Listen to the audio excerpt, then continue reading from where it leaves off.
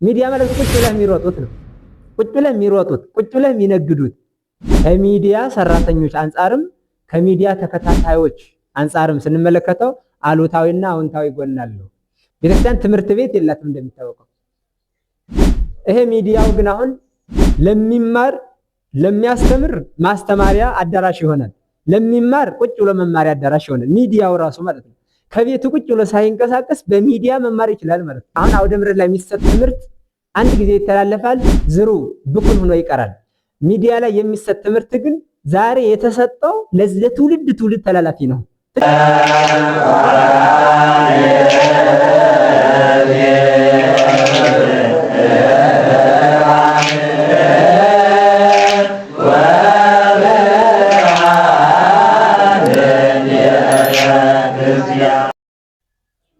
በስመ አብ ወወልድ ወመንፈስ ቅዱስ አሐዱ አምላክ አሜን። ውድ የሰብኩን ሚዲያ ተከታታዮች በኃያሉ አምላክ በልዑል እግዚአብሔር ስም እንደምንሰነበታችሁ፣ በያላችሁበት የእግዚአብሔር ሰላም ከሁላችሁ ጋር ይሁን። ዛሬ እግዚአብሔር ቢወድና ቢፈቅድ የምንነጋገርበት ጉዳያችን የሚዲያ አጠቃቀም የሚል ይሆናል።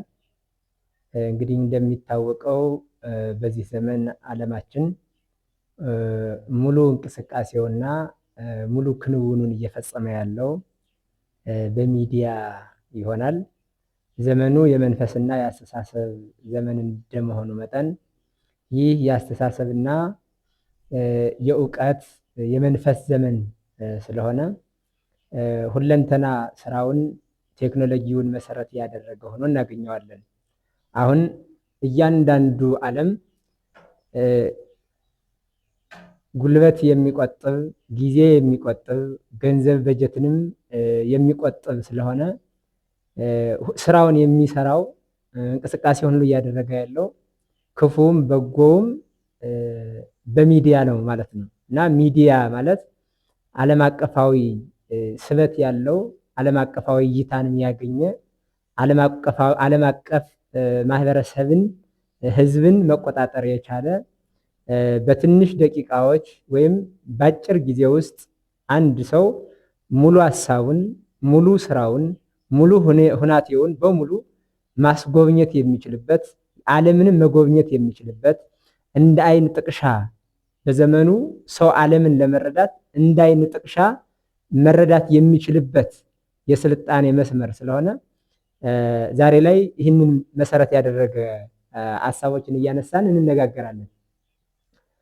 እንግዲህ ሚዲያን ስንመለከት ሚዲያ ዓለም በሙሉ አሁን ስንመለከት ያደጉም ያላደጉም ሀገሮች በእድገት ላይ ያሉ ሀገሮችንም ስናይ ትልልቅ ድርጅቶችም ፋብሪካዎችም ኢንዱስትሪዎችም እንደገና ደግሞ የፖለቲካ ሰዎችም የንግድ ሰዎችም የትምህርት ሰዎችም የእውቀትና የፍልስፍና የሳይንቲስቱ ዓለምም እያንዳንዱ የምርምርና የጥበብ ሰዎች፣ ድርጅቶች፣ ተቋማት፣ አገራት ጭምር ሳይቀር ሁለንተና ተቋማዊ እቅዳቸውን፣ አእምሯዊ እውቀታቸውን፣ ህሊናዊ አስተሳሰባቸውን እና የኢንዱስትሪ የፋብሪካ ውጤት የሆነውን ስራቸውን በሙሉ አሁን ነጋዴዎች ንግዳቸውን፣ ባለመድኃኒተኞች መድኃኒታቸውን፣ ነገስታቱም ደግሞ ማኒፌስቷቸውን ካልሆን ደግሞ ለሀገር ለዓለም ለዚች ለሚገዟት ምድር ለመንግስታቸው ያላቸውን እቅድ እያንዳንዱ ሰው የስራውን ውጤት ለዓለም ፈጥኖ የሚያደርሰው የሚያስተዋውቀው በሚዲያ ነው። ለምን ሲባል ሚዲያ በእግር ተጉዞ በስልክ ደውሎ ከማናገር በተሻለ አንደኛ በብዙ ሰው ጆሮ በብዙ ሰው አይን ማድረስ ስለሚችል፣ ሁለተኛ ጊዜን ቆጥቦ በአጭር ጊዜ ውስጥ ረዥም ጊዜ የተሰራውን ስራ ለዓለም ማስተዋወቅ ስለሚችል፣ ሶስተኛ ገንዘብ በጀትም ስለሚቆጥብ እያንዳንዱ ዓለም ወይም አገራት፣ ድርጅቶች፣ ተቋማትና ግለሰቦች ጭምር ሳይቀር ያላቸውን እንቅስቃሴና የስራ ውጤታቸውን ወይም ሐሳብና እቅዳቸውን ጭምር ሳይቀር ለዓለም እያስተዋወቁ ለዓለም ተደራሽ እያደረጉ ያሉት በሚዲያ ነው ማለት ነው። ስለዚህ ይልቁንም ደግሞ እንደ ኦርቶዶክሳዊት ቅድስት ቤተክርስቲያን በዚህ ዘመን ክፉዎች ክፋታቸውን፣ ደጋጎች ደግሞ ደግነታቸውን በሚዲያ በአንድ ጊዜ ዓለምን መቆጣጠር በሚችሉበት ዓለም ውስጥ ቤተክርስቲያን ዓለምን መቆጣጠር የምትችለውና ዓለማውያንን ወደ መንፈሳዊ ህብረት መቀላቀል የምትችለው እውነተኛውና ሰማያዊው የክርስቶስን ሕግ ደግሞ ወደ ሰዎች ጆሮ ማድረስ የምትችለው ሰውን ሁሉ ለክርስቶስ መንግስት እንዲታጭ ወይም ማጨት የምትችለው በእውነት በዚህ ዘመን ሚዲያን መጠቀም ስትችል ብቻ ነው። ስለዚህ የሰው ልጅ ዓይንና ጆሮ በሙሉ ሚዲያ ላይ ነው ያለው። አሁን እያንዳንዱን ሰው ስንመለከት ዓለም በሙሉ ሚዲያ ላይ ነው ያለው። የአማኒውም የአማኒውም ክፉም ደጉም በጠቅላላ ሚዲያ ላይ ነው ያለው። ሁሉም ሚዲያ ላይ ስለሆነ ያለው፣ ስለዚህ ቤተክርስቲያን ሚዲያ ዓለሙን መጠቀም ይገባታል። አማኞች ለሚዲያው ዓለም ቅርብ መሆን ይገባቸዋል። ክርስቲያኖች ኦርቶዶክሳውያን በሚዲያው ዓለም በኩል ራሳቸውን ምን ማድረግ አለባቸው? ማስተዋወቅ አለባቸው። ሲባል ሃይማኖታቸውን መግለጽ አለባቸው። ዶግማውን፣ ቀኖናውን፣ ትውፊቱን፣ ታሪኩን፣ ቤተክርስቲያናዊ አወንታ ጉዞዋን፣ የቤተክርስቲያናዊ ደግሞ ተጽዕኖዋን ጭምር በሚዲያው ዓለም አንድነት ፈጥረው ህብረት ፈጥረው ወንድምነታቸውን እህትነታቸውን ወይም ደግሞ አንድ አካልና ህዋስ የክርስቶስ አካል እንደመሆናቸው መጠን በሚዲያው ዓለም በኩል መጥተው ለዓለም እውነተኛዋንና ሰማያዊቷን ዓለም ቤተክርስቲያንን በዓለም ያለች ሰማያዊት ዓለም በዓለም ያለች መንፈሳዊቷን ዓለም ቤተክርስቲያንን በስጋዊው ዓለም በዚህ በከንቱና በጠፊው ዓለም የማስተዋወቂያ አንዱ ሐዋርያዊ አገልግሎትን ማገልገል ይገባቸዋልና በሚዲያው በኩል የቤተክርስቲያንን ፍጹም መሰረታዊ ሰማያዊ ዓላማ ማስተዋወቅ ይገባቸዋል ማለት ነውና ካልሆነ ግን የሚዲያውን ዓለም መጠቀም ካልቻልን አንደኛ የቤተክርስቲያን መሰረታዊ ዓላማ አሁን ባለው ወደ ዘመናዊውና በስልጣኔው ማዕበልና ወጀብ እየተነዳ እየተጓዘ ያለውን ስጋዊ ዓለም መቆጣጠር አትችልም፣ መያዝ አትችልም። ሁለተኛው ደግሞ አሁንም ደግሞ የስልጣኔውና የሉሊዝም ዓለምን ወደ አንድ መንደር ለማምጣት የሚንቀሳቀሰውን የመንፈስ ዓለም ወይም ደግሞ የክፋት ዓለም ምን ማለት መመከት አትችልም። አንደኛ ከውጭ ወደ ቤተክርስቲያን ተጽዕኖ የሚያደርግባትን ችግር መመከት አትችልም። ሁለተኛው ደግሞ ቤተክርስቲያን መንፈሳዊና እውነተኛ ዓላማዋን ለዓለም ማዳረስ አትችልም። የምንችለው መቼ ነው ከተባለ የሚዲያውን ዓለም መቆጣጠር የቻልን ዕለት ያኔ ቤተክርስቲያን በዓለም ሁሉ ላይ ከፍ ብላ የበላይነቷን መግለጽ ትችላለች ማለት ነውና ሚዲያ ማለት በዓለም ላይ ተጽዕኖ መፍጠሪያ፣ ዓለምን መቆጣጠሪያ፣ ጊዜ ቆጥቦ በአጭር ጊዜ ውስጥ ሰፊ መልእክቶች፣ ሰፊ ጉዳይ፣ ሰፊ ስራዎችን መስራት የሚቻልበት በአጽናፈ ዓለም ያለው አንድ አይነት ዓላማ ያላቸው ሰዎች ሁሉ የሚገናኙበት፣ ህብረት የሚፈጥሩበት፣ አንድነታቸውን የሚያሳዩበት፣ የሚገልጹበት እንደመሆኑ መጠን በተለይ መልካም ዓላማ ላላቸው ለኦርቶዶክሳውያን ደግሞ ይህ ቴክኖሎጂ እጅግ ፈጣንና በጎ የአገልግሎት መስመር ስለሆነ ወደዚህ የሚዲያ ቅኝት ወይም ደግሞ የሚዲያ ዓለም እያንዳንዳችን ቅርብ ልንሆን ይገባል ማለት ነው። ስብከቶችን፣ ስልጠናዎችን፣ መንፈሳዊ ጥበቦችን፣ ቤተክርስቲያናዊ ደግሞ በጎ የሆኑ ትምህርቶችን አጠቃላይ በቤተክርስቲያን በኩል የሚተላለፉ መልካም ለህዝብ አስተማሪና አንድነትን ሊያመጡ የሚችሉ ጉዳዮች በሙሉ ሊተላለፉ ይገባል፣ ልንሰማቸው ይገባል፣ ልናስተላልፍባቸው ይገባል ማለት ነውና ሚዲያ እንዲህ ነው። ታዲያ ይህ ሚዲያ እንዲህ ጠቃሚ ሆኖ እያለ መልሰን ደግሞ ምንድነው ከሚዲያ ሰራተኞችም አንፃር ከሚዲያ ተከታታዮችም አንፃር ስንመለከት ደግሞ አሉታዊና አዎንታዊ ጎን አለው። ከሚዲያ ሰራተኞች አንፃርም ከሚዲያ ተከታታዮች አንፃርም ስንመለከተው አሉታዊና አዎንታዊ ጎን አለው። ታዲያ ይሄ አሉታዊና አዎንታዊ ጎን አለው ብለን ስንመለከት የመጀመሪያው ስናይ ምንድነው አዎንታዊ ጠቃሚ ጎኑ ምንድነው? የሚዲያ ጠቃሚ ጎኑ ምንድነው ብለን ስናይ የመጀመሪያው የሚሆነው ሚዲያ የበላይነትን መቆጣጠሪያ ትልቁ መሳሪያ ነው። በተለይ በዚህ ዘመን ማለት ነው። በተለይ ትልቁ የበላይነትን መቆጣጠሪያ መስመሩ ምንድነው ካልን የበላይነትን መቆጣጠሪያ ነው ማለት ነው። አሁን ዓለምን እየተቆጣጠሩ ያሉ ክፍለ ዓለማት ወይም ሀያላን ሀገራት የምንላቸው ዋናው ትልቁ ዓለምን ለመቆጣጠር የሚያደርጉት ፍልሚያና ውጊያ በሚዲያ ነው። በሚዲያ ነው ዓለምን እየተቆጣጠሩ ያሉት። በሚዲያው ነው ዓለምን የተቆጣጠሩ የበላይነትን ያገኙት በሚዲያው ዓለም በኩል ነው። እና ሚዲያ የበላይነትን መቆጣጠሪያ ትልቁ መስመር ነው። የበላይነት መቆጣጠሪያ ታዲያ የበላይነት መቆጣጠሪያ ብለን በተናገርንበትና የበላይነትን መቆጣጠር ቻሉ ስንል ሌሎች ላይ ተጽዕኖ የሚፈጥሩበት መስመር ነው ማለት ነው። ሌሎች ላይ ተጽዕኖ የሚፈጥርበት መስመር ነው። ታዲያ በተለይ ይህ የበላይነት መቆጣጠር ነው ሲባል ምንድነው ካልን አሁን ኢትዮጵያ ኦርቶዶክሳዊት ቅድስት ቤተክርስቲያን በየጊዜው ምን ላይ ናት ማለት ነው? ፈተና ላይ ናት፣ ችግር ላይ ናት። ችግሩ ደግሞ ውስጣዊም ነው ውጫዊም ነው። አሁን ውጫዊ ስንል ከሌሎች የሚደርስባት መገፋት፣ መጎሳቀል፣ መዘረፍ፣ መሰደብ፣ ማሸማቀቅ፣ መንገላታት ይሄ ነው። እንደገና ደግሞ ዶግማዊ ፈተና፣ ቀኖናዊ ፈተና፣ ስርዓታዊ ፈተና፣ ትውፊታዊ ጥሰት፣ ታሪካዊ ብልሽትና ሽሚያ፣ ቅርሳዊ ዝርፊያ እንዲህ አይነት አለ። ከዛ ደግሞ በአካላ ምንድነው በህዋሳቷ በአካላቷ በምዕመናን ላይ ደግሞ የሚደርሱ ብዙ ነገር በሙሉ ይደርሳል። ታዲያ ይሄ በዚህ ሁሉ የበላይነትን መቆጣጠር ወይም ደግሞ በላይ ተጽዕኖ መፍጠር ተብሎ የሚታየው ምንድነው?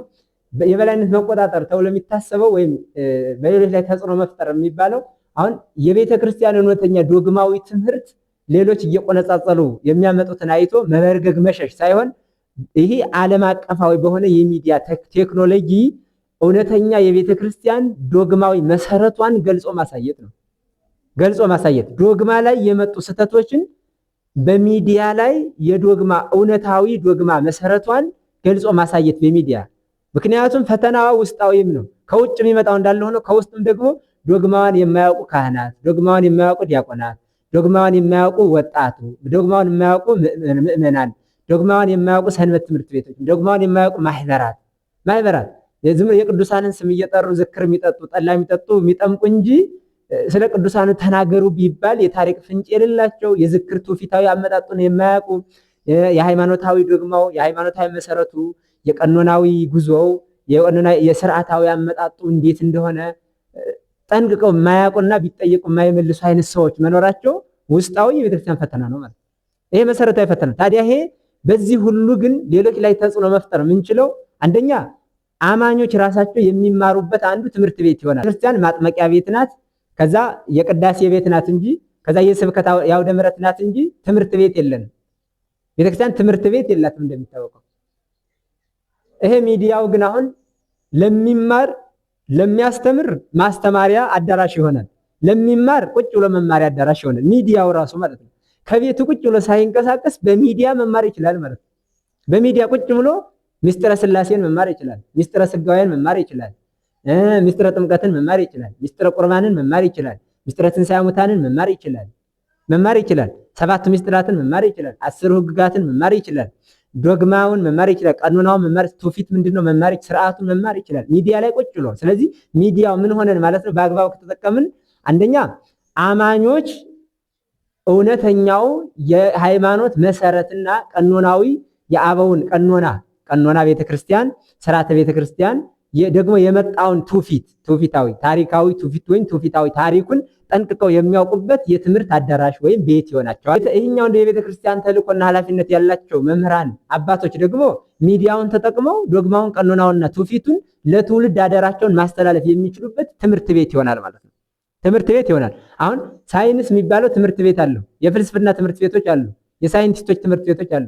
የሃይማኖት ትምህርት ቤት ግን የለንም እኛ። የሚገርመው ማለት የሃይማኖት ትምህርት የስብከት አውደ ምሕረት እንጂ ያለ የሃይማኖት ትምህርት ቤት አይደለም። ብዙ ሰው ስብከትን ትምህርት ብሎ ያስባል። ስብከት እኮ ትምህርት አይደለም። ትምህርት ማለት መሰረታዊ ትምህርት መማሪያ ነው። ስላሴ ማለት ምን ማለት ነው? ምስጢረ ስላሴ ምንድነው? ምስጢረ ስጋዌ ምንድነው? ምን ብዬ ነው ማምነው? አንድም ሶስትም ስል ምን ማለት ነው? አምላክ ሰው ሆነ፣ ሰው አምላክ ሆነ ስል ምን ማለት ነው? ተጠመቀ ስል ምን ማለት ነው? ምስጢረ ቁርባን ማለት ምን ማለት ነው? ትንሣኤ ሙታን ማለት ምን ማለት ነው? የሚል መሰረታዊ ዕውቀትና ትምህርቱን ማግኘት መቻል ወይም መማር ወይም ማስተማሪያ ቦታ የለንም ነው የለንም። የስብከት ዘዴ ማለት ማስደንገጫ ነው። ከባድ መሳሪያ ብሎ ያ ማስደንገጫ ነው። መሰረታዊ የሃይማኖት ትምህርት መማር ግን ራሱን የቻለ ትምህርት ቤት ያስፈልጋል። ታዲያ ቤተክርስቲያን ደግሞ ለዚህ ቦታ የላትም፣ ትምህርት ቤት የላትም። ትምህርት ቤት በተሻለ እንደው በመጠኑ እንኳን ሰንበት ትምህርት ቤት አለ። ያም እንኳን ብዙ በመዝሙር የታጀበ እንጂ ለትምህርት ብዙ ጊዜ የሚሰጥ አይደለም። ቢሆንም ግን በመጠኑ ግቢ ጉባኤያት ሰንበት ትምህርት ቤቶች የተሻለ የትምህርት ጊዜ እንኳን ሊኖራቸው ይችላል።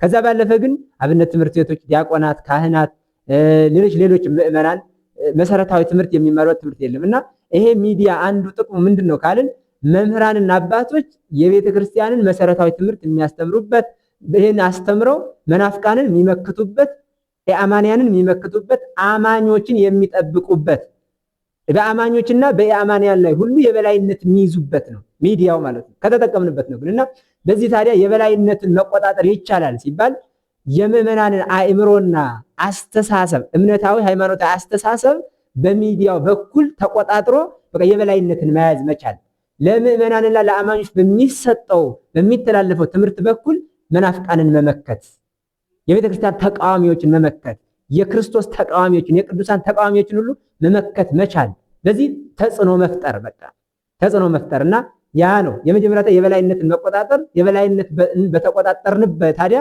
በዚህው በሌሎች ላይ ተጽዕኖ እንፈጥራለን ማለት ነው። በቃ ቤተክርስቲያን ላይ ዘለው የሚገቡ ዘላኖችና አላዋቂዎች በሙሉ በዚህ ይመታሉና ሚዲያ የመጀመሪያው የበላይነትን መቆጣጠርና በሌሎች ላይ ተጽዕኖ መፍጠር የሚለው ነው። ሁለተኛ ደግሞ ሚዲያ ምንድነው ለምንድነው የሚጠቅመው ካልን አሁን አውደ ምሕረት ላይ የሚሰጥ ትምህርት አንድ ጊዜ ይተላለፋል፣ ዝሩ ብኩን ሆኖ ይቀራል። ሚዲያ ላይ የሚሰጥ ትምህርት ግን ዛሬ የተሰጠው ለትውልድ ትውልድ ተላላፊ ነው። ትልቁ ጥቅሙ እሱ ነው። ቋት ነው ያስቀራል። ዝሩ ብትን ሆኖ አይቀርም። መምህሩ ማስተምሮ ብቻ ነው የሚበተነው። ሰሚውም ደግሞ አድማጩም የጻፈ ይጽፋል፣ ያልጻፈ እንዲሁ ብቻ አውደ ምሕረት ላይ ተዘርቶ ለአየር ሆኖ ይቀር ነበር። አሁን ግን በሚዲያ መሆኑ ምን ይሆናል ማለት ነው? ለትውልድ ትውልድ መተላለፍ የሚችል ምን ይሆናል ማለት ነው? የተላለፈው ትምህርት ሁሉ ቋት ሆኖ ወደ መጽሐፍ ሁሉ ተቀይሮ እንዳለ ሚዲያውም ደግሞ ለትውልድ ማስተላለፍና ማሻገር የሚችል ይሆናል ማለት ነው። ስለዚህ ሁለተኛ የሚዲያ ጥቅሙ በቃ ለትውልድ ማስተላለፍ ይችላል። አንድ ጊዜ የተላለፈው ትምህርት ለዘላለም መቆየት ይችላል ማለት ነው እና ሁለተኛ ጥቅሙ ያ ነው። ሶስተኛው ምንድነው? የሚዲያ መሰረታዊ ጥቅሙ ሌላው ሶስተኛው ካለ በአጭር ጊዜ ውስጥ ዓለምን ለዓለም በሙሉ ማዳረስ መቻል። በአጭር ጊዜ ውስጥ ለዓለም እኮ ነው ሐዋርያትን ዓለምን ዙሮ አስተማሩ ነው የምንለው። በዚህ ዘመን ግን በእውነት በቀናኢነት በጸጋና በመንፈስ በአምልኮት በእውነትና ለቤተ ክርስቲያን ለእውነት በመወገን ማስተማር ለሚሹ ከጥቅም ባለፈ ከዝና ባለፈ ከክብር ባለፈ ተደማጭነት፣ ተሰሚነት፣ ተወዳጅነትን ራስን ለማስተዋወቅ ከመነሳሳት ባለፈ እውነት የእግዚአብሔር መንግስት እውነት ደግሞ የቤተ ክርስቲያን ከፍታና ልዕልና የቤተ ክርስቲያን እውነተኛ እውነትና ትምህርት መግለጽ ፈልገው በቀናይነት ለተነሱ ሰዎች በሙሉ ለዓለም በአጭር ጊዜ ውስጥ የቤተ ክርስቲያንን እውነት ማሳየት መቻል። በአጭር ጊዜ ማለት ነው። በአጭር ጊዜ ሰፊውን ዓለም በአጭር ጊዜ በሚዲያ መቆጣጠር መቻል። ድሮ ሐዋርያትን በእግር ተጓዙ ነው እያልን የነበረው። እነ ቅዱስ ጳውሎስን ሁሉ ወሆረ ጳውሎስ ሀገረ እልዋሪቆን ዘውእቱ ጽንፈ ምድር ይለዋል። ቅዱስ ጳውሎስ ሰው ፍለጋ ለክርስቶስ ወንጌል የክርስቶስ ወንጌል ለዓለም ለማዳረስ ሰው ፍለጋ እስከ ምድር ዳርቻ ድረስ ሄደ ይለዋል። ዘውት ይህም የምድር ዳርቻ ነው ይላል። እልዋሪቆን ማለት የምድር ዳርቻ ነው ይለዋል። እስከ ምድር ዳርቻ በእግሩ ሄደ ይላል። ውስተ ኩሉ ምድር ወፃ ነገሮሙ እስከ አጽናፈ ዓለም በጽሐ ነቢቦሙ ይላል። ሐዋርያትን ወደ ዓለም ዳርቻዎች ሁሉ ሄዱ። ቃላቸውም ትምህርታቸውም በዓለም ሁሉ ተሰማ ተዘራ ይላል። ዓለምን ዕፃ በዕፃ ተከፋፍሎ በእግራቸው ዙረው አስተማሩ ይለናል። ታዲያ ይሄ ዘመን ቅርብ የሚያደርገው ለዓለም ምንድነው? ከዛ ዘመን በተሻለ ያ ዘመን በጸጋ መንፈስ ቅዱስ የተቃኘ በቅድስና ሕይወት ደግሞ የተዋጀ ስለሆነ በደመና የሚጓዙበት ደመና ጠቅሰው የሚጓዙበት ባህር ከፍለው የሚሻገሩበት በባህር ላይ የሚራመዱበት ዘመን ቢሆንም ያ ጸጋ ዛሬም ሐዋርያትን ለመሰለ የሚሰጥ ቢሆንም እንኳን እንደገና በስጋዊ ዓለም ደግሞ ዓለምን በአንድ ጊዜ ማዳረስ የምንችልበት ምን መጥቷል ማለት ነው? ቴክኖሎጂው ራሱ የሚዲያው በአንድ ጊዜ ዓለምን አንድ መምህር እነዛ ሐዋርያ 12 ለዓለምን ተከፋፈሉ ነው የሚለው። አንዱ መምህር አንዱ ሐዋርያ ግን ዛሬ ለዓለም በሙሉ ተደራሽ መሆን ይችላል ማለት ነው። ዓለምን በሙሉ መቆጣጠር ይችላል። ያኔ የተከፋፈሉት 12 ሐዋርያት 72 ሐዋርያት የምንለው አሁን ግን አንዱ ሐዋርያ አንዱ መምህር ዓለምን መቆጣጠር ይችላል። ስለዚህ ዓለም መቆጣጠር የሚችልበት ግን ሚዲያው በዓለም ሁሉ ትኩረት ሳቢ የዓለም ጆሮ ሁሉ ሚዲያ ላይ የዓለም አይኖች ሁሉ ሚዲያ ላይ ስለሆኑ አይኖችን ሁሉ ትኩረት ይስባል፣ ጆሮዎችን ሁሉ ይማርካል፣ ልብንና መንፈስን ሁሉ ወደ ክርስቶስ ማምጣት የሚችልበት አቅም ያለው ነው ማለት ሚዲያ። እና ውድ ኦርቶዶክሳውያን ለሚዲያ ያለን ምልከታ ግልጽና ሰፊ ሊሆን ይገባዋል። ብዙ ሰው ወደ ሚዲያ ገብቶ ይህንን ጠቃሚ የሆነውን ነገር ከመመልከት ይልቅ በከንቱ አይምሮን የሚያፈዙ ልብንም ያደነዝዙ ጊዜም ያባክኑ ወይም ደግሞ ጥቅም የማይሰጡ ነገሮችን እያየ በከንቱ ያሳልፋልና እንዲህ ሃይማኖታዊ ትምህርቶችን ተምሮ ነፍስን በእግዚአብሔር መንፈስ ማስቃኘት፣ ልብን በቃለ እግዚአብሔር ማስዋጀት፣ አእምሮን በእግዚአብሔር ጸጋ ማስጎብኘት በጣም መልካም ነው እና ሁል ጊዜ ከእግዚአብሔር ጋር እንድንሆን ከእጃችን ያለውን ስልክ ከፈታ አድርጎ ሚዲያዎችን መከታተል በጣም አስፈላጊ ነው።